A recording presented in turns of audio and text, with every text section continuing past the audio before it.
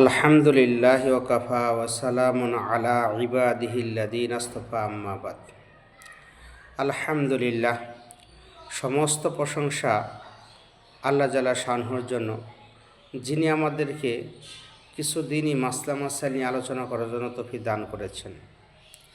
আজকে আমরা কিছু প্রচলিত মাসলা আলোচনা করব, যেগুলো আমাদের সমাজের মধ্যে আমাদের বেশিরভাগ হয় বা দরকার পড়ে। সেই মাসলাগুলো হচ্ছে, যে সমস্ত কারণে রোজা ভাঙে না এবং মাকরুহ হয় না, কিন্তু আমরা মনে করি যে রোজা ভেঙে গেছে অথবা রোজা মাকরুহ হয়েছে। তার মধ্য থেকে এক নম্বর কারণ হচ্ছে যে রোজা রাখিয়া মিসওয়াক করা। মিসওয়াক করলে রোজা ভাঙেও না, রোজা মাকরুহ হয় না। চাই মেসওয়াকটা কাঁচা ডাল হোক অথবা পাকা ডাল হোক অথবা শুকনো ডাল হোক। আমরা অনেকে নিমের মেসওয়াক দ্বারা মেসওয়াক করি। মেসওয়াক করার পরে এটার একটা তিতা তিতা ভাব গলার মধ্যে পৌঁছায় বা গলার মধ্যে লাগে, কিন্তু সেটা রোজা ভাঙবে না। তবে খেয়াল রাখতে হবে, আমরা যারা টুথপেস্ট দিয়ে দাঁত মাজি, ব্রাশ করি, এই ব্রাশের ক্ষেত্রে আমাদের খেয়াল রাখতে হবে যে ব্রাশ দিয়া রোজা রাখিয়া দাঁত মাজ হচ্ছে মাকরুহ। ভুলক্রমে যদি গলার হলকের ভিতরে পৌঁছে গেলে তার রোজা ভেঙে যাবে। এর জন্যই আমরা বিশেষ করিয়া যারা কিনা ব্রাশ করি, তাহারা আমরা সেহেরি খাওয়ার পর্দায় অর্থাৎ সেহেরের ওয়াক্ত শেষ হওয়ার আগেই দাঁতটা মেজে ফেলব। এর জন্য মিসওয়াক করলে রোজা ভাঙে না, এক নাম্বার। দুই নাম্বার হচ্ছে, শরীরে বা দাড়িতে বা গোপে তেল লাগাইলে রোজা ভাঙে না। প্রচলিত আগে মানুষ এটা মনে করতে রোজা ভেঙে যায়। তারপর তিন নম্বর হচ্ছে, চোখে সুরমা দিলে, চোখে সুরমা ব্যবহার করলেও রোজা ভাঙে না। চার নাম্বার, খুশবু ব্যবহার করলে, আতর, খুশবু জাতীয় জিনিস, খুশবু জাতীয় তেল, এই সমস্ত জিনিস ব্যবহার করলেও রোজা ভাঙেও না, রোজা মাকরুহ হয় না।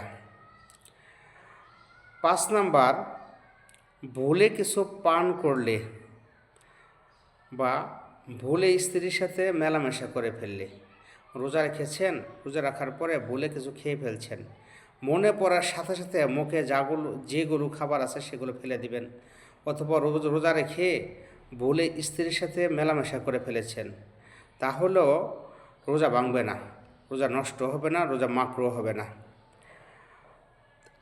এইখানের মধ্যে আরেকটা মাসলা আছে, সেটাও আমি বলে দিই।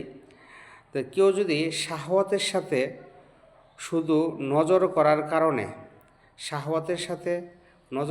কারণে যদি বীর্যপাত হয়ে যায়, তারপরেও তার রোজা ভাঙবেও না, রোজা মাকরুহ হবে না। এটা হলো 7 নাম্বার। 7 নাম্বার হচ্ছে, অনিচ্ছাবশত গলার মধ্যে ধুলা বালি মাছি ইত্যাদি অনিচ্ছাবশত প্রবেশ করলে রোজা ভাঙবেও না, রোজা নষ্টও হবে না। 8 নাম্বার হচ্ছে, গরম বা পিপাসাতার কারণে বারে বারে গোসল করলে বা কুলি করলে রোজা ভাঙবে না।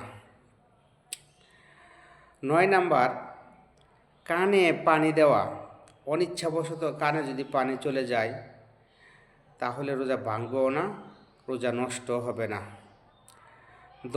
10 নাম্বার, অনিচ্ছাবশত বমি হইলে, অনেক সময় সেহরি খাওয়ার পরে কোনো কারণবশত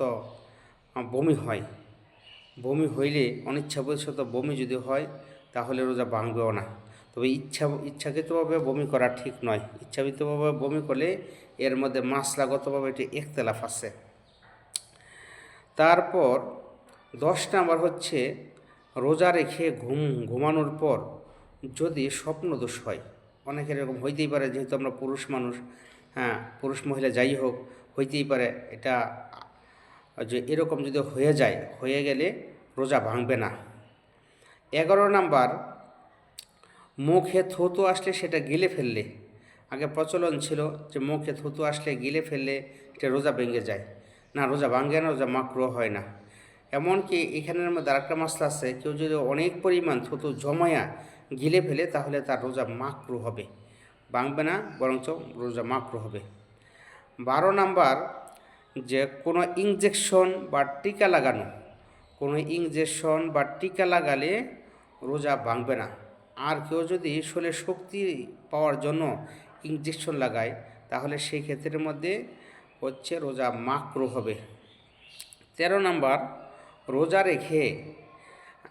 রেখে দাঁত উঠাইলে, অনেক সময় রোজা রেখে অসুখ বিসুখ তো রোজার মধ্যেও হইতে পারে, রোজার পরও হইতে পারে, এটা আল্লাহর দান।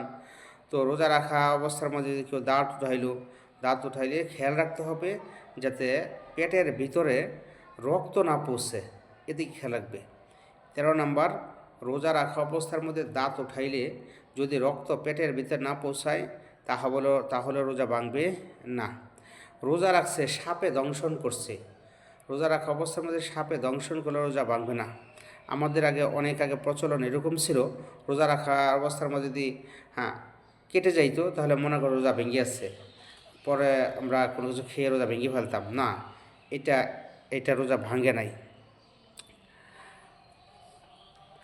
তারপর বর্তমানে এই মাসটা খুব জরুরি, এটা বেশিরভাগ মানুষের জন্য খুবই জরুরি, সেটা হচ্ছে যারা পান খায় তাদের ক্ষেত্রে, যারা পান খান তাদের ক্ষেত্রে এই মাসটা, সেটা হচ্ছে পান খাওয়ার পর ভালোভাবে কুলি করছেন, সেহরি খাইছেন, আজানের 5 মিনিট আগে পান খাইছেন, পান খাওয়ার পর ভালোভাবে কুলি করছেন, ভালোভাবে কুলি করার পরও তারপরও তার থুতুর মধ্যে পানের লালার একটা ভাব থাকে, পানের একটা মজার একটা মুখের মধ্যে ভাব থাকে, সেইটা হইলেও রোজা ভাঙবে না। শর্ত হচ্ছে ভালোভাবে মুখকে পরিষ্কার করতে হবে, পরিষ্কার করিয়া তারপর রোজা ইতমিনান হইতে হবে। তারপর যদি হয় তাহলে সেটা আমাদের অনুকূলে নয়। তো এই সমস্ত যে কাজগুলো বললাম, এই সমস্ত কাজ এগুলো করলে রোজা ভাঙবেও না, রোজা মাকরুহ হবে না।